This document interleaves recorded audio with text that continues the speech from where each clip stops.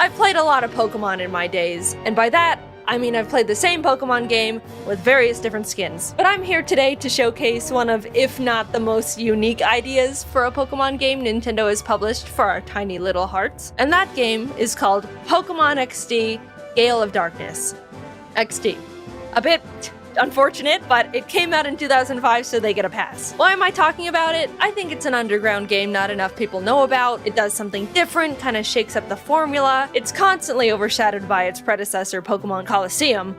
And yeah, okay, I played it as a kid. I'm very biased. Is that what you wanted? If you've not heard of it or played it, you're in for a treat today. The game opens up to a cargo boat, the SS Libra, out at sea, where we find the captain and guy who steers standing at the helm. All is calm and serene when suddenly they get swatted.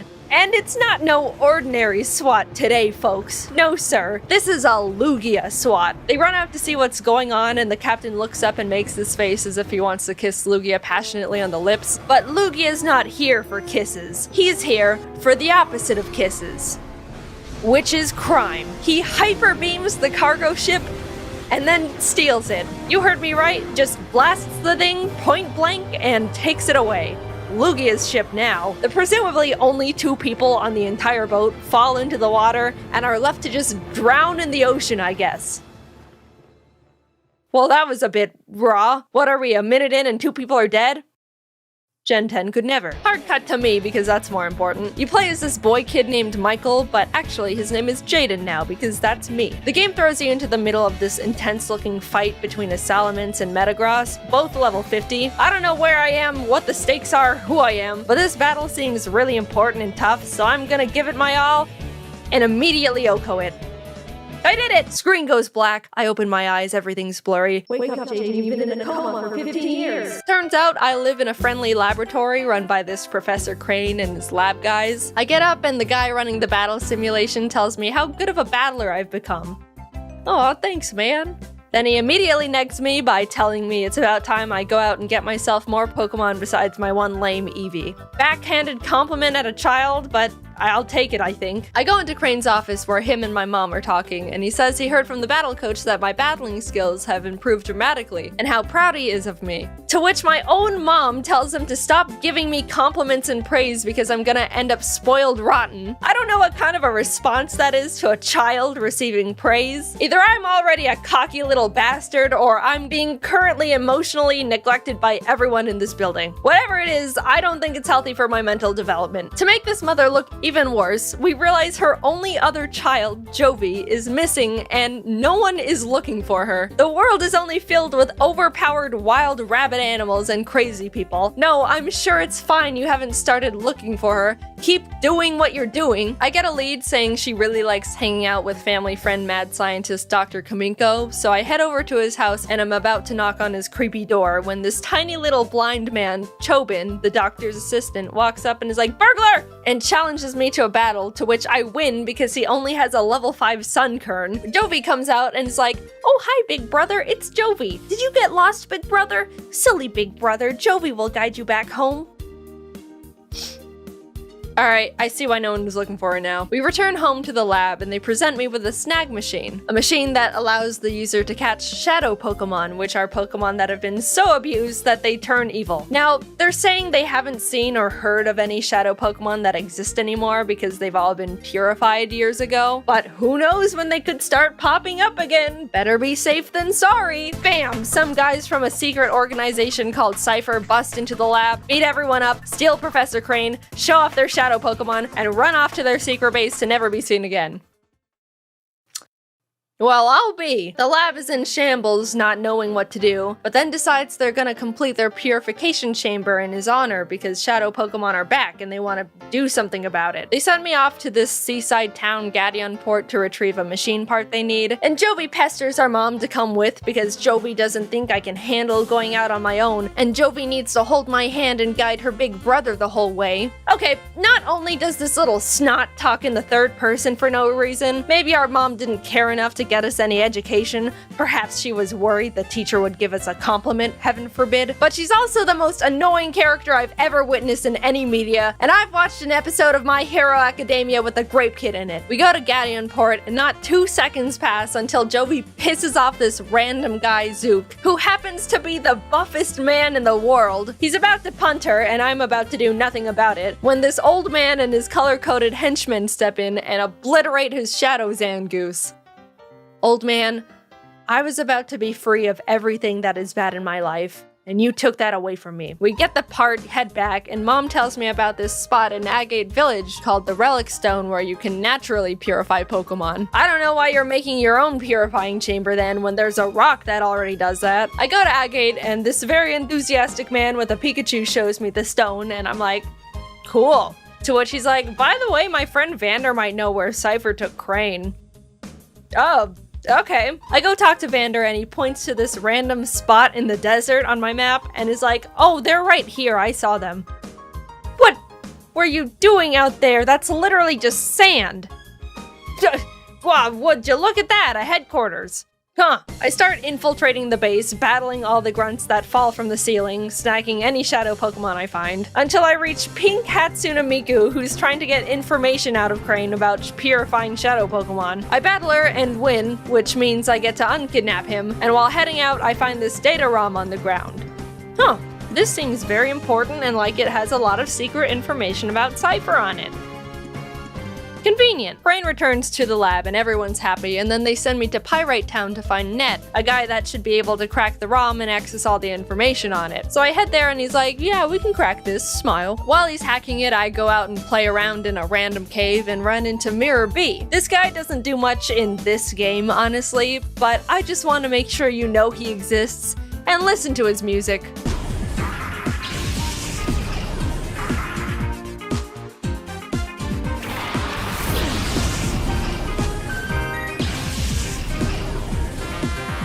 I go check on Net again, and Cypher's busted and beat everyone up and kidnapped another person. Have you guys min-maxed how to kidnap people or something? You're 2 for 2 at this point, and are scarily efficient at it. They try to hostage situation the data ROM back, and even though I beat up this big man and take all his shadow Pokemon, Net still wusses out and gives the ROM back. He thought he was being 2 steps ahead because he saved all the information on his server already, but Cypher just logs on and deletes everything anyway. Net says the only thing he remembers from the ROM was that Cypher was behind the disappearance of the SS Libra, and they're about to attack this city nearby called Fennec, and someone needs to go warn them.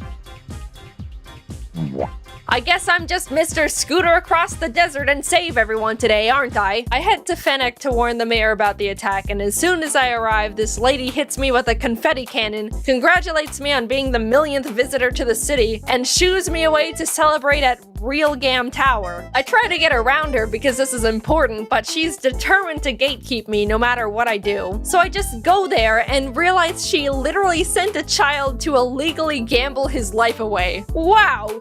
No one in this region likes children, do they? After not being able to figure out how to play bingo, I head back, sneak into the mayor's house, distract his house sitter with music, and find out the mayor was trying to write a note to Justy, the city's gym leader, warning him about the Cypher attack. I don't know why the mayor was trying to ask this random gym guy to help, but he was kidnapped halfway through writing it, so I guess it doesn't matter. Cypher realizes I now know what's up, and everyone in town reveals themselves to be disguised Cypher grunts. Oh my god, they kidnapped the entire town. I don't care what kind of organization you're from, if you can successfully kidnap a village, you've earned my respect. I beat up Cypher, rescue their shadow Pokemon, and free literally everyone in the town who is locked in the city basement. Justy says he saw something suspicious going on in the desert and points to another random sand spot on my map I should go investigate. Honestly, how are all these people just stumbling onto these shenanigans in the middle of the desert?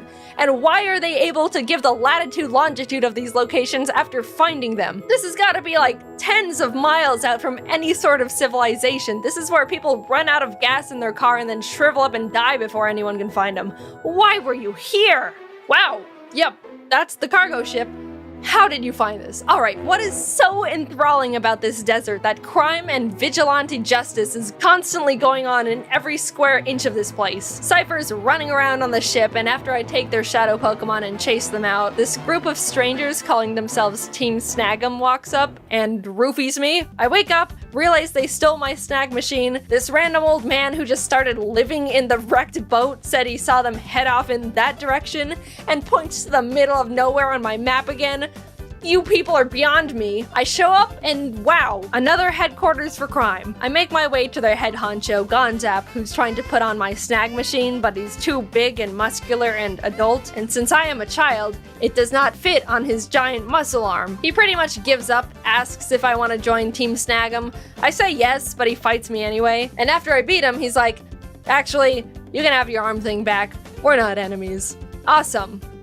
So why am I here? You drugged me, stole my stuff, and then just called friendship and gave it back. I find Cypher's Shadow Pokemon Factory and walk up to the actual biggest men I've ever seen in the world. How naive I was to think Zook was big. Foolish me. Anyway, they're about to beat me TF up when Gonzap shows up, expresses his devotion to our newly blossoming friendship, and roofies them for me. Thanks, man. You're really consistent at that. I go inside and climb to the roof where their power generator is. There's a tiny little piece of paper there that says, use system lever to adjust voltage. Do not raise voltage too high.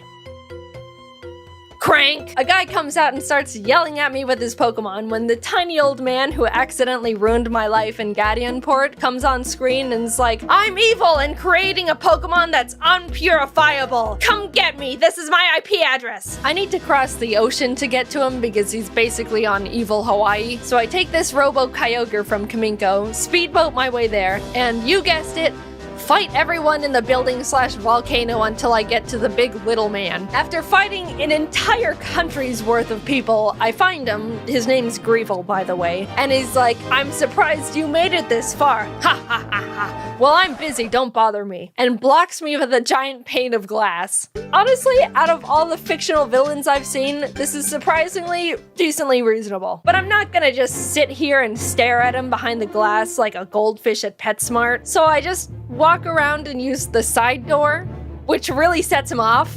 I mean, dude, either lock the door or don't have it. This is just what doors do. Greevil's like, you blew up our Shadow Pokemon Factory, you got past my glass. That's it. I'm summoning Shadow Lugia, the first Pokemon to ever be unpurifiable. Come forth and obliterate this small boy. To which I just Master Ball it. Really overlooked that one, didn't you, mate? He may not be purifiable, but he's mine now.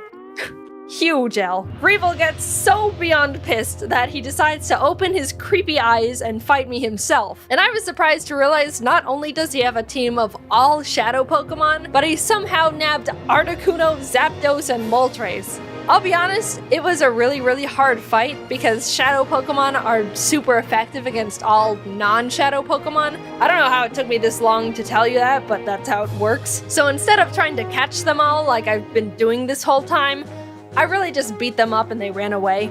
So I win! Cypher has officially lost everything, and it's all because of me, the little boy. Blue henchman runs up to Greevil and is like, Sir, I have a plan. Let's blow up the island with the kid on it. Which is like, oh my god. And then red henchman is like, okay, that's a bit too far, man. Dad, let's go home. Yeah, they pulled the I'm your father/son twist on us, but it has very little effect on me because I do not care about these people. Anyway, they decide to not blow up the island with me on it and stop being evil, I think. I'm like 60% sure. And then happy ending, I just go home. So what do you think? For some reason, I really liked the game as a kid. I never actually beat it because I didn't know how to get past the gatekeeping woman in Fennec. Glad I figured it out this time. I also wanted to mention how lively the animations are in this game. Sure, some of the Pokemon look god-awful. They gave Houndour human knees that bend forward, but they're all just so expressive and show so much care and personality. It may be pretty sad that current games don't show this much passion, but I guess that's just what makes these games more cherishable. Anyway, the game was fun and weird. I liked it. See ya. Hey, it's been a while. Anyway, this game also is like all double battles, and I thought that was really interesting. I'd like that to happen again in a new game. Nothing else really to say. can't believe the queen's dead.